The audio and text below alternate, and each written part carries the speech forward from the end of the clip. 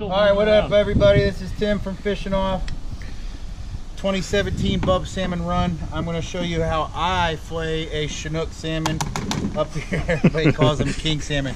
This is a female. We've already extracted her eggs. They're sitting over here in this bucket. We got a 5-gallon bucket full. What I do, I typically only keep the tail section because it's the boneless section of the meat. But if you smoke, can, or pickle the rest of it, it's delicious. So after I have gutted all the eggs out, I just take my fillet knife right down behind her dorsal fin, or one of her fins right here, and slice all the way until you feel the spinal column. Then I take my fillet knife, get on one side of the bone, just to create like a little cut so you can go all the way down, follow the bone until you get down past the top of the fin, then punch it all the way through. And then just kind of grind it down, and you can feel that backbone and you're grinding around it. Now once you get to about this portion, you want to stop holding it by the tail so you don't cut your hand off. Grab it right here, cut and pull at the same time. Now that you've started your slice, now you come back up here, use your blade to kind of feel around the rib cage. Again, I'm going fast, but I've been doing this for about 9+ years. Even still, I got some of the rib right there, so I just kind of fix my mistake.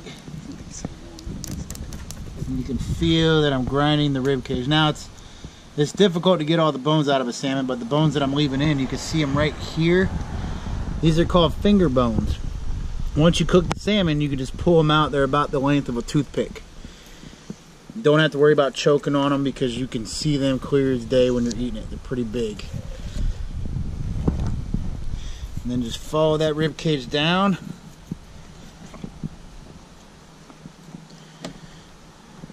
Once you get around this part,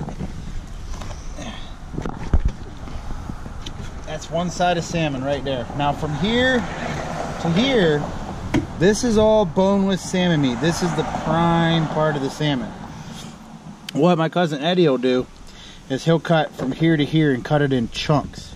That way when you take it out of the freezer, you can just cook one portion of it right there. I recommend that if you're gonna cook this portion, cook it as one big tail steak from here to here. And that's how I do my salmon. Now he's gonna take the skin off of it down there. All I do is in order not to waste too much meat, I start about right here, do a small cut, and then I just follow the skin. Not as low as you can go, because you want to make sure that you get all the fat off of the salmon, because it doesn't taste good when you cook it. So you just kind of hold on to the skin and you make cuts, one continuous cut. You leave this belly meat right here that's behind the rib cage. You leave that on there because you don't want to eat any of that either. That's if you are cooking salmon, that's going to be anytime you get close to the belly, that's going to be the area where mercury would be deposited. And then as far as this discolored line goes around right there, this is another spot where mercury gets deposited inside of a salmon also, if there's mercury in the water that you're catching. And then as Timmy said, he likes the tail steaks. So you usually cut about right where the ribs end for the tail steak, about right here. And that's all boneless right there. That's the best piece for the Chinook salmon that come from New York, that come from Lake Ontario.